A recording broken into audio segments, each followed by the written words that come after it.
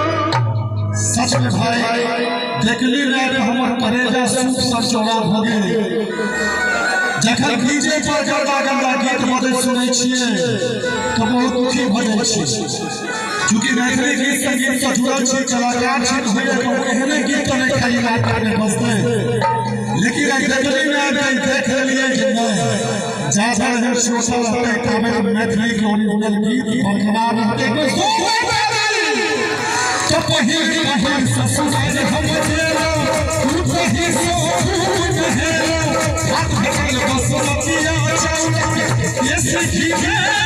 खूब छलेलो तो पहिल ससुराल हम जेलो आप लोग नहीं खूब रहेलो और हाथ भगल बसमतिया